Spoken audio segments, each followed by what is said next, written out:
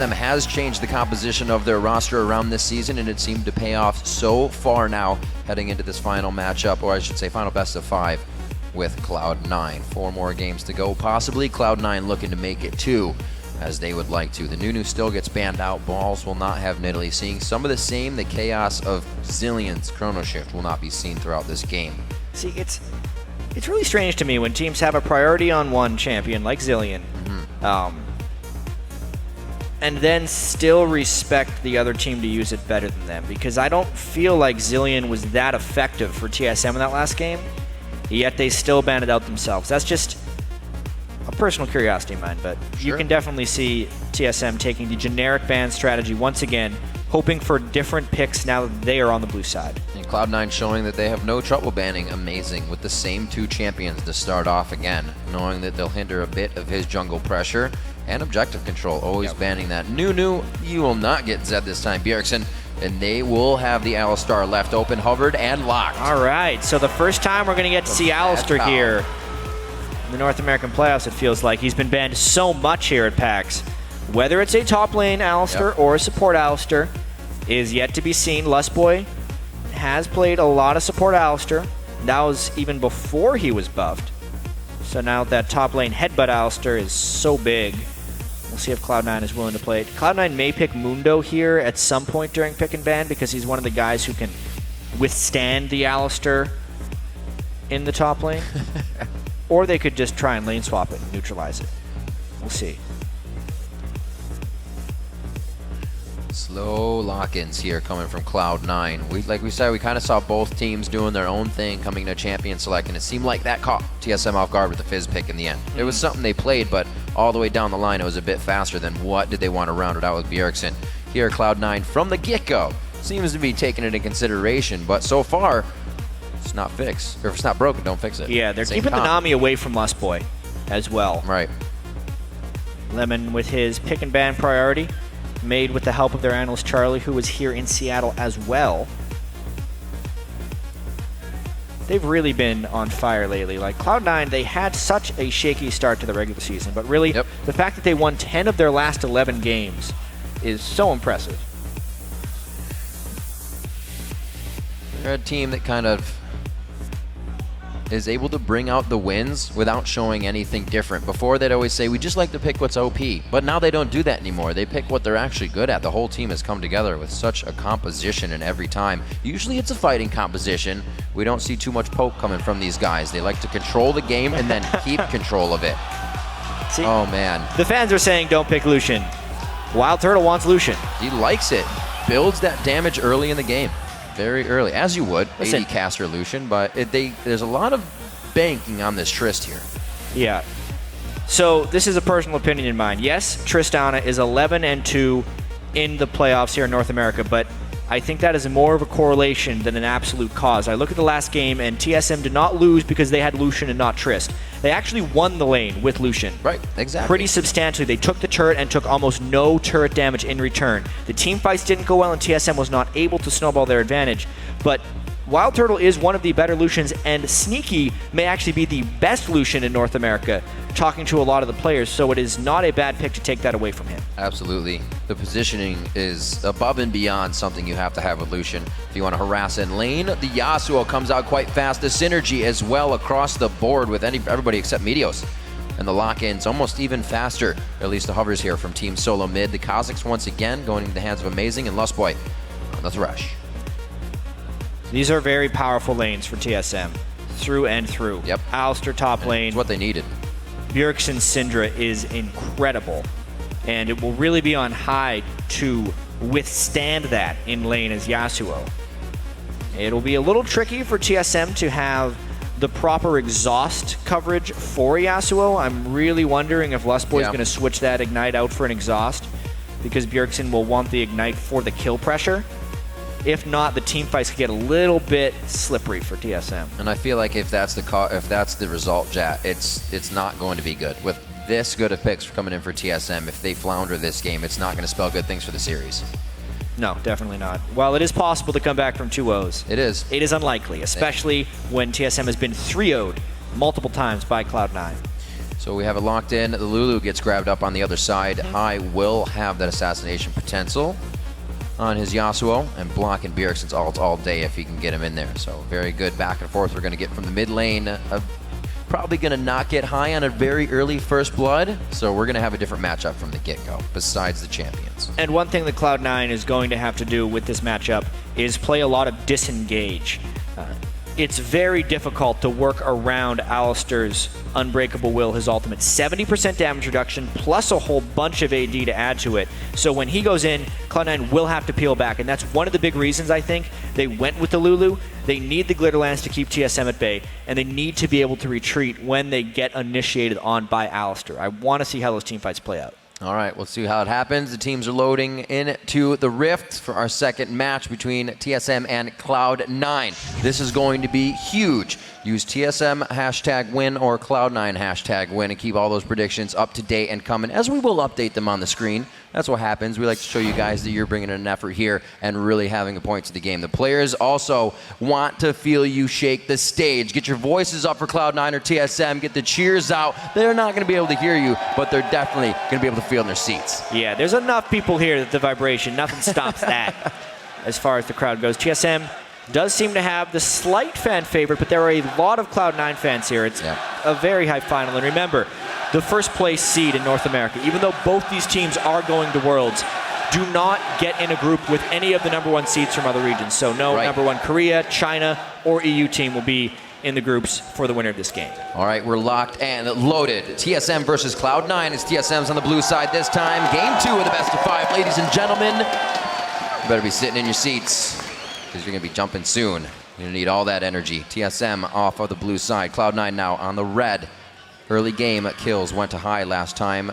Pole Belter kind of felt that that was just a huge boon, and enough really to come out of the lane so early that they were able to control the game. That should be thwarted this time. We'll see pretty much regular starts in the inventories. No lane swaps. They get that Cloud9 solo AD carry to start last time that they've been doing so often. I don't think they're going to be able to do that this time against the Alistar, just because the harass will probably be too great for Sneaky. It is free harass, headbutt, and an auto attack from Alistar. They need to be able to preemptively shield that with Lulu. It'll be a lot on balls to have very quick reaction time on that shield. Otherwise, the ally will destroy him in lane. We'll have to watch for that, and potentially more standard lanes. But as well, Alistar is super strong at level 1. Yeah. So they may get some nice jungle positioning here. All right, the back and forth for wards. I see junglers probably start on both sides. Nope, downside for Meteos. Be interesting.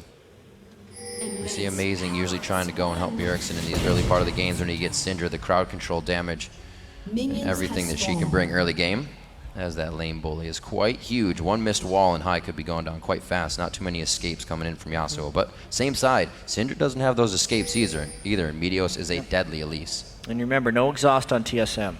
That's true. How many assassin versus assassin matchups did we see yesterday in the Curse vs LMQ game where exhaust was being taken by both mid laners and both supports?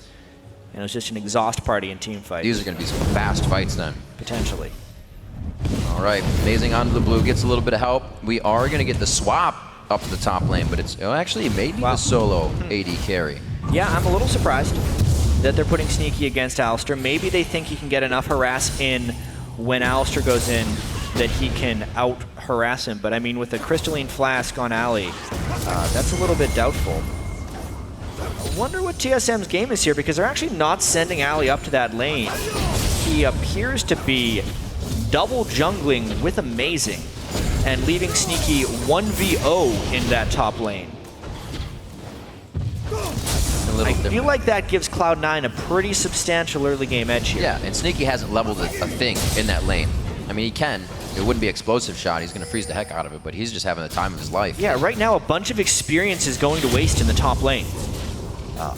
It's an entire lane that TSM doesn't have access to. Instead, they are sharing the jungle that Meteos is getting solo experience for. Yeah. So a definite edge here for Cloud9. Unless TSM does something heroic with these Alistar and Kha'Zix plays, maybe an early 4-man dive is what they plan on. They are stacking up a pretty large minion wave here, but it's been warded out by Cloud9, so I imagine they'll be able to make a retreat. Headbutt Pulverize is still what is used for Dyrus. They didn't get the heal, so they're coming in with full power on this one, chat. Already Cloud9 is pulling off a fantastic early ward towards the river. This is going to give TSM a little bit of control here. This almost looks like what they would try to do to Complexity and just completely shove them out of the lane with having more members in the bottom. They're going to try and steal this white. If they do this, it's just going to add insult to injury. They stole it.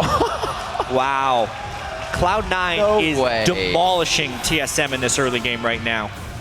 Got to be playing against them. This is only going to cause TSM to have to try and make more moves. They have to fast push this turret. They have to kill the turret now, otherwise the gold will not even be close. And now they're teleporting to the other lane with the Alistar, but Sneaky has a 2-level edge already, and they're going for a dive immediately. Oh man, that's going to be even nicer than killing a Mundo. Taking down an Alistar as well, preventing that level 6 from happening, so it's going to be even harder for everything to happen from Team Solomid with their front line. The mind games right there is pretty immense. Now TSM trying to do the Dragon as a counter, but I wonder, they're down a man, no teleport. Can this be harassed off? It depends how well they juggle the Dragon aggro, and LemonNation is just level 1.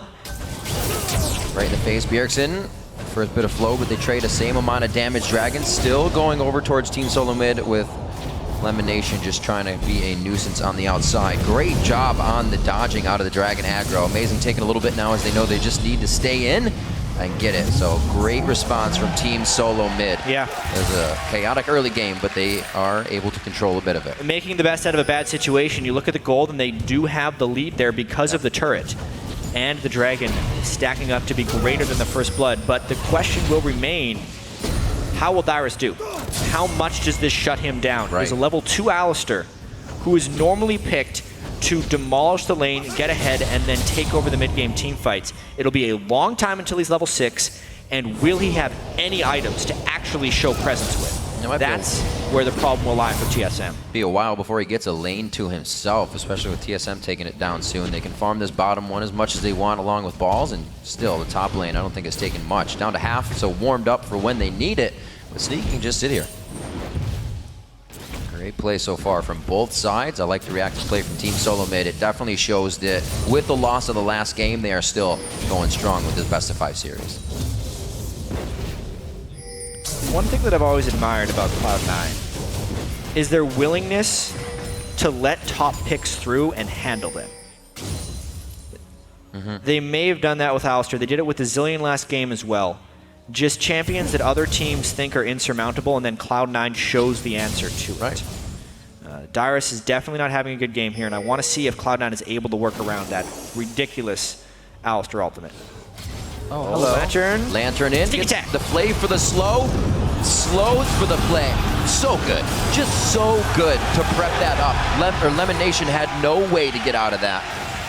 So well timed, such composure. Great job by Team Solomid. Hey, if TSM's going to keep mobbing like this and Cloud9 is not going to have proper vision control up, it will give TSM an early game lead here. Getting that kill and maybe leading to a second turret is pretty important, but the gank can miss. Unfortunately, the flash is already down. Bjergsen got himself caught up in that bowl. Summoners, but he answers back onto high with the retribution kill of his own. TSM still going hard on the top lane, though. Bjergsen hit level 6 in the nick of time to be able to get that ultimate out from Syndra, popping down high just enough, and they are now taking control of the map here because of the ward coverage and because of the turret damage that Lucian can provide early. Here we go, Jet. 2 kills already on both sides at the beginning of this one, and like you said, 2 turrets down. Those turrets also mean map vision, so TSM's gonna be able to put up and start getting those forward wards in without C9 knowing. Ball's backed up now, level 4 to level 5 in that lane, so Dyrus coming out of the jungle still kept himself doing pretty well here, even though he died. Yeah, so the way this game is playing out right now, TSM definitely has an advantage in gold, but what that has cost them is a potentially very farmed Meteos. He now has his Sightstone and will try and control the vision. For TSM, they kind of just want to keep the pressure up. They have 2 turrets down already. If they can get through, they may be able to start starving Cloud9 off of experience. The gold lead lies to us right now because Cloud9 can still be in position to get other turrets, and in the jungle they hold a pretty decent experience edge as well as on this AD carry slot. There's still much game to be played here. TSM prioritizing the turrets quite a bit as they send everybody towards the top side. Look at this, Meteos is going to hit level 7 on this red buff. Amazing is going to hit level 5 on his red buff. It's a big discrepancy if they meet. It basically means Meteos needs to start invading and bullying Amazing, which is difficult when TSM is pushing the lane so well. And when you see that, when you are Meteos and you see Amazing at level 5, how fast do you act on it? What's your first point? You have to act immediately. The focus here, though, is the mid lane, knowing there's a flash down. And knowing that pressure from Amazing won't be as big. No ultimate there, and they are free to take down Bjergsen for a second time. The teleport has Oh, man! That teleport stopped. Actually, I think it was hit up by balls because they are close to the bottom lane. Yeah, either Dyrus canceled it because he was worried about the 2 mammoths in the mid lane, or he just got it canceled. We'll have to take a check on that if it was canceled. But either way, either way, they're trying to punish the immobility of Syndra by just punishing that mid lane again and again, and knowing that a counter gank from Amazing is not threatening yet. Right. So, play to the top lane now. A lot of aggression coming out of these lanes now as they meet. They've done quite a bit of solo damage. See if Turtle and Lustboy can get themselves some kills here on LemonNation and Sneaky. Like we said, that lane came out on top last time. We'll see if it can again. I got word it was a very easy teleport cancel for balls. He just used his whimsy to get in range. It was not anything special. Flash was completely up, and now they also hold the teleport edge. Oh, this could be a nice setup, though. Oh, consecutively stacking those crowd controls. Very nicely played. High only doing what he can to stay alive and get that teleport in. Balls cannot get the wild growth in time. They may have gotten themselves into a sticky situation here. One more scat of the week, but it's not going to be up. There it is with the blue buff. A little too late, but TSM gaining some good ground. 1,000 gold lead. Nice hook. Grab from Lustboy. The rotation now from the support. Trying to put pressure down in the mid lane, and he starts to bring down Turtle with him. Dyrus is going headstrong from between the turrets. They are even walking through wards to get this one down. He's going to back off. Bjergsen in between the turrets now. 37 seconds on Dragon, and everything falling in for Team Solomid right now. Yeah, TSM is trying to out-teamwork Cloud9 right now, actually. They are the ones grouping up more frequently, trying to force team fights and collaborating with solo lane ganks, something that Cloud9 has basically coined.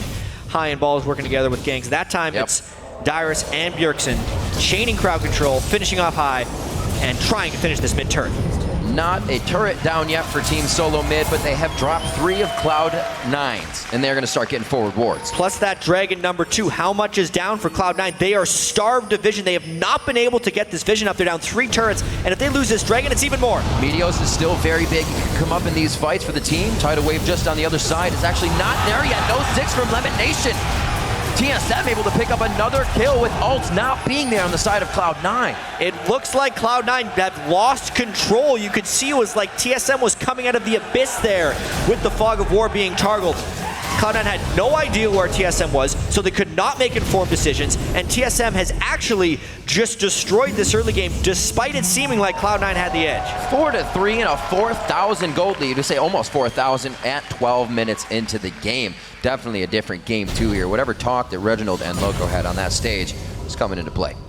Yeah, check this out. I mean, the early game move to have Dyrus just double jungling and then do a 4-man push on the bottom lane. It's on Sneaky and Meteos to try and make an edge out of that. Meteos is 3-0-0, but with the Sightstone, his combat effectiveness isn't great. And Sneaky on Tristana, even though he did have that BF sword, if he's being paced by Dragon kills, turret kills, and player kills from WildTurtle, he's just not going to be stronger. And everywhere they go, TSM actually has an edge. And they continue to get out-rotated. Oh my gosh, wow, they keep Sneaky in. He held it. He let himself get hooked so he could get the rocket jump out, which seems to be the right play so far. LemonNation just on the backside, still not 6, so he can't be using these tidal waves. He's got to get that soon to help the team out. Yeah, Cloud9 will need to find a catch in the jungle to stop TSM, but TSM is the team that's grouping up. It's remarkable that they're able to always be a bigger group while continually keeping the lanes pushed. Cloud9's wave clear is just not keeping up with this roam from TSM. So many valuable wards being placed in Cloud9's jungle right now. TSM is having no trouble with these, and they seem much more comfortable this game.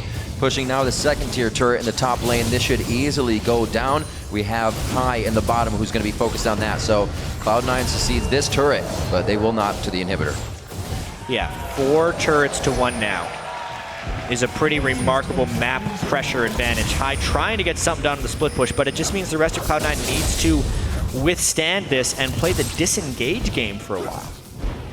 Disengage indeed. TSM has found a way into the face of Cloud9 every time they needed to. A 0-3-2 coming in for high this game. Meteos has picked up those 3 kills, but they're not really able to spread that power around just yet. TSM, however, doing quite a bit with kills across the board.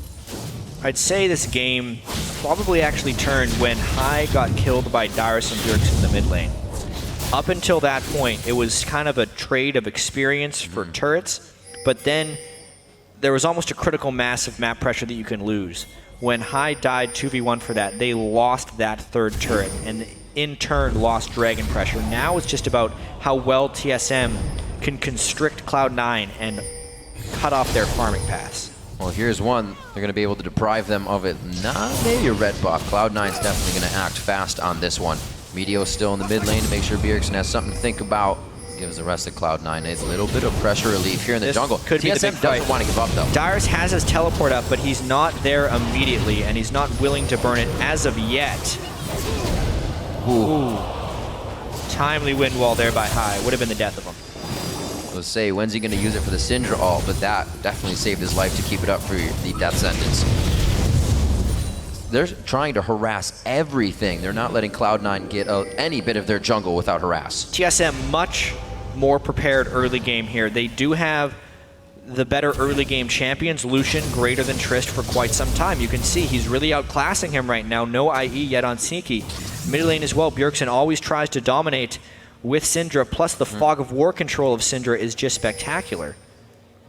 That's a lot of the things that TSM loves to do, is create those late game picks just from a slight fog of war. Blue pickup, nice and easy for Bjergsen. He's sitting on penetration boots and an Athene's. Not huge yet, but for this point of the game, it's a nice spike. Very nice. And Bjergsen actually sitting on 3 green wards right now to go with this sweeper. So you can tell it's all about map control right here for TSM. Cloud9 is going to try and disengage and farm out until they can hit some item breakpoints, because TSM is kind of already there for a lot of them. The Athene's on Bjergsen. Yeah. The Ghost Blade was completed on WildTurtle. They want to get fights now. Looks like they're all coming out of base, and that is going to be the plan to formulate. Dragon's up in 1:30. Obviously, bottom lane's going to be cleared out here. Hopefully, Dyrus pushes it down and they get some wards in. That's all their, or rather, balls, I should say. Pushes it down, they can get some wards in. Cloud9, they have warded up their side of the jungle like heck, but it's the side of the TSM they need to be on. Right now, I think they're expecting TSM to make a mistake inside the jungle of their own. TSM trying their hardest to give Cloud9 their first ever playoff loss. It would be ridiculous. It's been this mountain that TSM has been unable to climb for so long. Honestly, one of the things that prompted so many of the TSM changes was their inability to challenge Cloud9. If they can't be the best team in North America, then how could they hope to be the best team at Worlds? And TSM, this would be the first step if they can take a game off of Cloud9 in the playoffs. Huge bit of momentum it would. That first step needs to happen now, because Cloud9 is trying to turn it right back on the head of Team Solomid. They will with a nice mid kill. That leaves 30 seconds on Dragon. They're putting the chess pieces ahead way before they need to be, and they're set up for now a turret and possibly this Dragon. And that was with Bjergsen losing Flash, so he's even more vulnerable in the next fight. The Tristana Yasuo combo is a very real team fight threat that TSM needs to account for.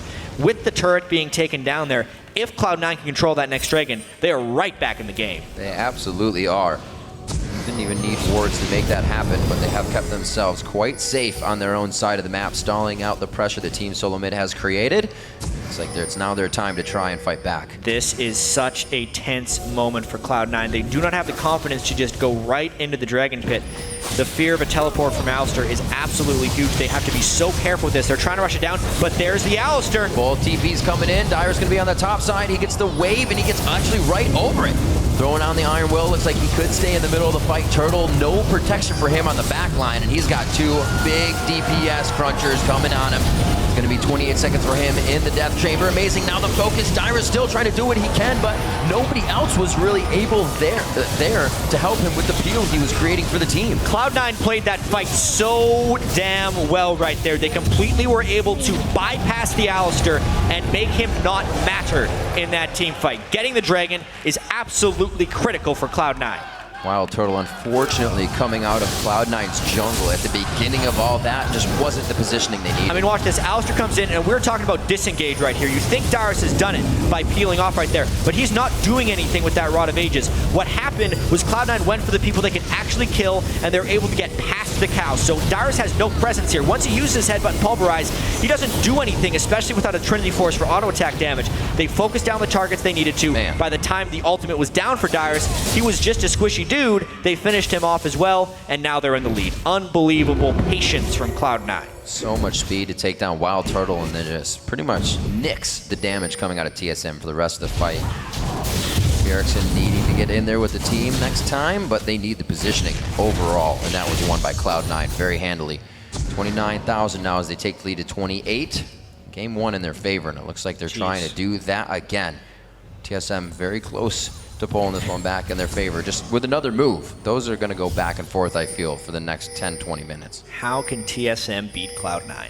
Because it is so difficult for them to do. They're trying as best they can. They had that early game lead. They took down so many early game turrets, but have the team fights swung against them here. You can see Dyrus was unable to be effective there at that initiation. They have to initiate more cleanly. Dyrus needs to be in there while the TSM members are dealing damage. They cannot have him be run past, and now the tidal wave... And they don't want to stop. ...is a zone so they can get turret damage down, but Alistar is flanking. This might be the fight. There goes Dyrus in. He gets a 4-man pulverize. The calling hits the entire wall, and WildTurtle's forced to stop it himself. Yasuo! Oh my god, High goes in to get the 4-man last breath himself. They're able to completely turn this on Team Solomid's head, and TSM was coming in for the engage for themselves. And that's the 2 for 0 right there. Alistar got the pulverize, but where was the follow? Here's some follow. Another one. Waits for the cooldowns, gets it again. He knows he's going down on the way out, but he's hoping his team can pick up some kills. Balls is going to put the shield on, and he keeps himself alive. Bjergsen cannot scatter anyone else, and the follow will stop. Only High goes down. These fights are so damn close right now. TSM barely losing out on that one, but it was because Cloud9 just fights cleaner. They got that monstrous 4-man last breath, and there was no exhaust to stop High. I mean, watch this. Dyrus, great flank position. He breaks the CC, 4-man pulverize, but a bubble zoned out Lustboy. Bjergsen couldn't chain with the stun, and Cloud9 lived through it. The flame missed right there from the Thresh, and then everyone from Cloud9 was able to just pile on. If not for that turret, Cloud9 may have just decided to continue to wreck TSM.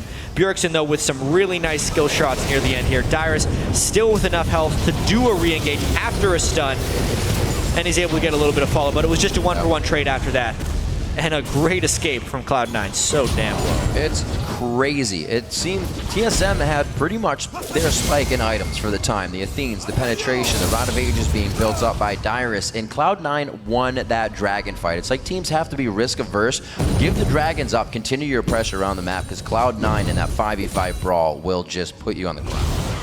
Then over and over again to where they win the fights.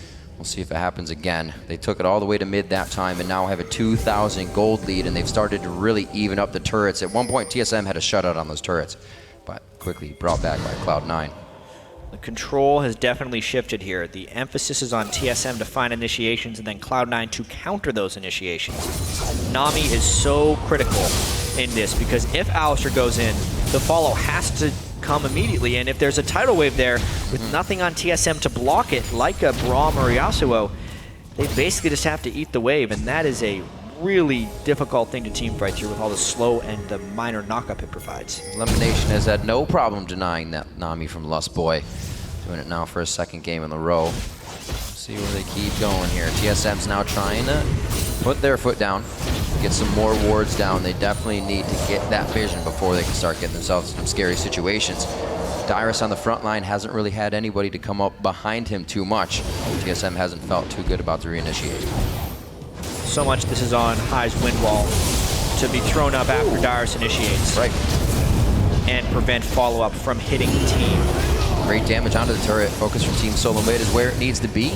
Turtle trying to keep the wave in so they can just do it quick and get out of this one.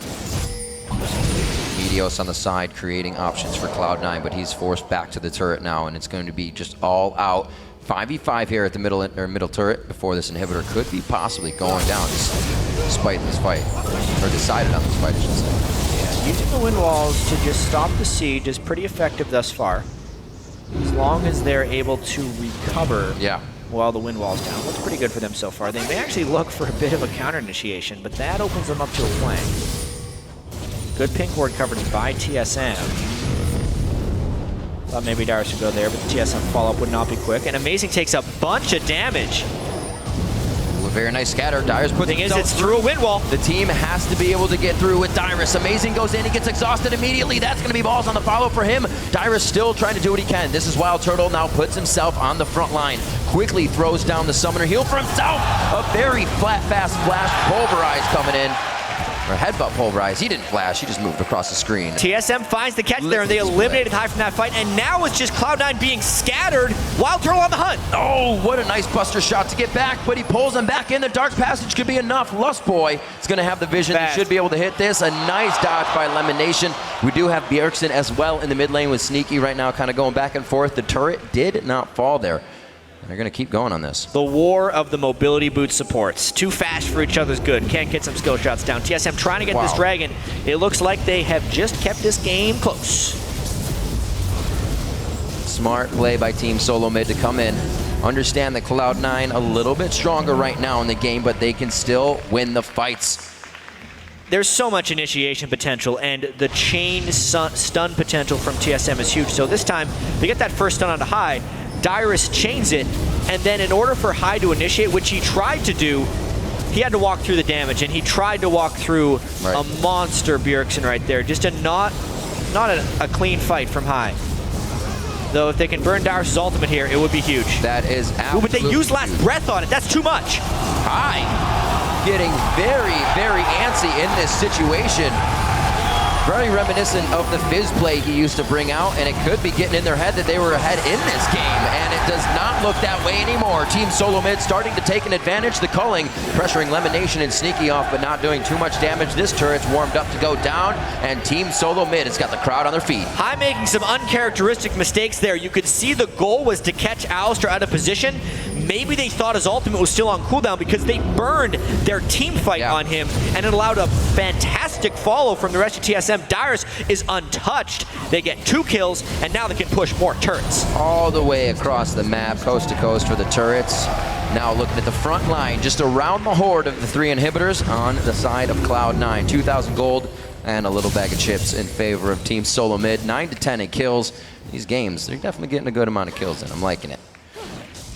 Trying to brute force through. No poke games here, no tricky stuff, just all-out battles. Very aggressive League of Legends going on here. Teams trying to catch at each other, but yeah, bubbling to last breath doesn't even phase Dyrus, and the rest of TSM was there to follow. This was a fight without WildTurtle, but if all of the damage and cooldowns get built on a Dyrus, then there is nothing to stop the TSM follow. Meteos, as farmed as he has been on Elise, he was 5-0 at one point, is still just an Elise, very reliant on the base damages. And if he's caught out of position, he's going to die just like anyone else. So let's see how TSM stays on top of their advantage here. WildTurtle doing very good on Lucian this game. 3-2-1, 205 to the 106 of Sneaky. Once again, when they met up in lane, TSM came out on top again. Very good power spikes for both of those AD carries, however, and it's only going to get stronger for Sneaky towards the late game. You can see TSM trying to keep the pressure on and not let that happen. Almost taking Sneaky down, and Dyrus tries to get in. He does break it, gets the Pulverize down. He wanted that headbutt first to create the crowd control and stick Meteos in the same spot. Beautiful pickup here that they're going to get, and it is perseverance that pays off for Team Solomid. Interesting that Balls was not willing to use his wild growth on Meteos. It's almost like they're saving it for a later fight. Almost a great escape by Cloud9. Nice catch by TSM, but this game is not yet over. The Baron Dance will continue. Bjergsen showing in mid, trying to get that Fog of the War scatter of the week, or at least pull somebody, but Cloud9 does not have the vision they want there, so they're playing very wary as they enter the top side of Baron. Yeah, it's all about sweeper cooldowns. No scrying orb, surprisingly, on Cloud9. You often see a scrying orb from the red side of the map here, meaning they have to kind of walk in this dangerous territory and get picked off. No ultimate. Didn't even have too fast. The stun into the Kha'Zix isolation was just too much to handle. TSM can continue to do that. They'll wait a few seconds. When they realize no one's coming, they can just hit the Baron. doing the fake. Cloud9 would not see those. This is purely only seeing it on Spectator. Cloud9 just sees a bunch of black. Yeah, that's the fake. Oh, they go for Meteos as well. They're going to be getting turrets on the other side, though. So this means Cloud9 pushing down mid lane fairly quickly. Meteos will come again to try and delay this farther. This could be a lost inhibitor for TSM, actually. Meteos might even try and steal. The Banshees can kind of block a stun until it's broken. All right, they're pushing him off. But that's an inhibitor down for sure. Very interesting. TSM takes quite a bit of time and relinquishes their base.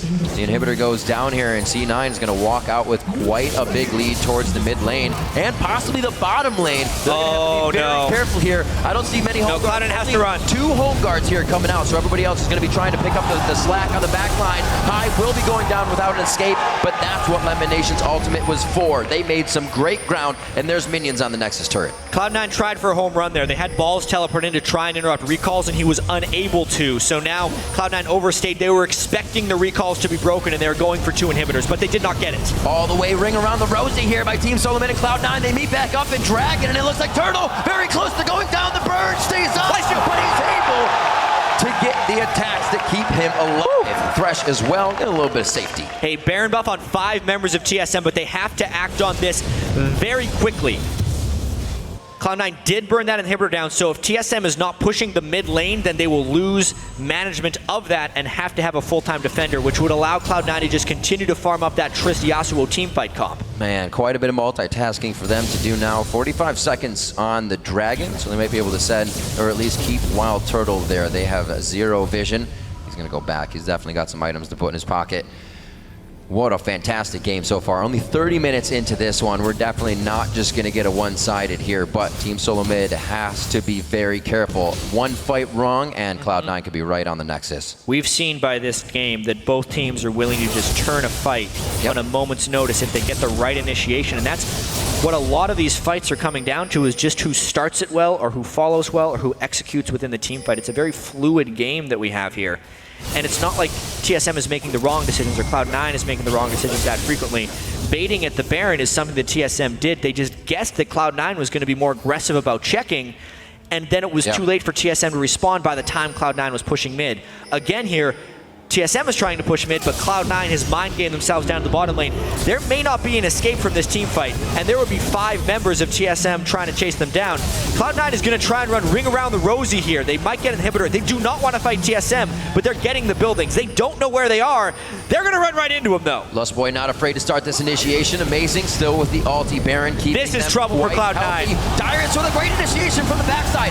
Bjergsen focusing, seeing what he can get, waiting to take down High, but High still waiting for that GA to get popped. There it is. Bjergsen actually still holding his ultimate. Perfect play here coming in from Cloud9 and Team Solomid. High gets himself out, but it's going to be now the trade over. One more kill coming in for Team Solomid. It was a 1-for-1. Being trapped in a 5v5 against a team with Baron and a gold lead is a nightmare. The fact that Cloud9 only suffered 2 casualties and got 1 kill on the back end is miraculous. Now TSM has to defend these super minions. They have a second inhibitor exposed, and Cloud9 should feel lucky to get out of there with their lives. Creating pressure, burglarizing the jungle a little bit on the way out. Sneaky's going to get himself a blue buff, and they're happy about that. No timer to be had as they leave up the little minions of the boss spawn. So they're really just trying to deplete what everybody has on the side of TSM. A little bit of a breather now, chat. Yeah. Go ahead and figure out what the hell's going on. The teams have to kind of catch their breath, and at this point, plan their next phase of attack. TSM wants to keep this game controlled. They just want to group up. They want to find an initiation with Alistar, combo with Syndra, and use their superior strength. But Cloud9 is like a bunch of jackrabbits running around. They just can't be contained. This is the right call for TSM, though. They have the 5 people. They still have Baron buff on 4, and Cloud9 does not necessarily have the power to fight them straight on. It's going to be a wave clear battle, and if Cloud9 tries to split push during this, they would most likely expose themselves to a dead inhibitor. Meteos on the outside here, chat. Them jackrabbits putting all their eggs in one basket. This could be a pretty big initiation for Cloud9 on the side. They have no vision around them. They've tunneled into the mid lane here. Meteos coming from the side, misses the cocoon off of a flash. Really aggressive. Dyrus with a great ultimate is absorbing so much. The Culling's actually splitting through the uprights right now, not delivering that much damage, and both teams have hardly taken anything out of that, really. Dyrus doing a good job being a frontline tank, and Meteos with pretty much that for Cloud9. Cloud9 almost scared TSM off there. just by being so damn confident. The Baron buff is now gone from TSM, but they flashed in to try and catch Bjergsen. Now they know that Bjergsen's flash is down. So if they could somehow get a catch, they could take him out of a fight, but it's going to be difficult. Hai took so much poke there. He kind of has to heal right away, which would make the turret die most likely. TSM being able to get this definitely shows the strength of their 5 right now. This Baron is already worn off, and they are completely taking this with just minion waves. WildTurtle doing a great job of getting himself in range to just get the few shots off. Very dangerous for him at this point, especially now that Dyrus' ult is down. Exactly. It's all about fighting within the windows of that Alistar ultimate. No true tank at the moment because his build is very squishy outside of the 70% damage reduction. Whoa. Given enough time for Cloud9 to recall. The turret's still taking a few shots, though. And one more. That's so scary that he has to stay that close. That is going to be the initiation that Cloud9 might have wanted, but not anymore. What a turnaround. Bjergsen was sure to just pinpoint out Hai in that fight. Double buff Tristana on the outside, but he can't start to connect any shots. Buster shot is already down. Jat, they are going for the long haul on this one. And the extended fight going in favor right now as the ult up again for Team Solomid. They break open the base, and it looks like they want everything. It's going to be 45 to 30-second timers on the clock, and TSM's looking for the next hit. Rib, this is probably the game. A couple spells landed in the right spot, taking Hai out of the fights, meaning the threat from Cloud9 was gone, and TSM have just handed Cloud9 their first ever playoff loss. That is going to happen in our second game of the best of 5 series here in the 2014 NA LCS Summer Playoff Finals. We're going to game 3. TSM strikes back, and we have ourselves a series here. What fantastic play. A switch has been turned on with the help of Reginald and Loco Doko for Team Solomid. A complete 180 from the first game that just happened. Yeah, it was bound to happen eventually. You cannot remain undefeated for that long. Hai definitely struggled that game. 1-9-7. Completely different. By the end of it. He just could not find his way into team fights. Bjergsen had so much control with Syndra right there. He would always catch him with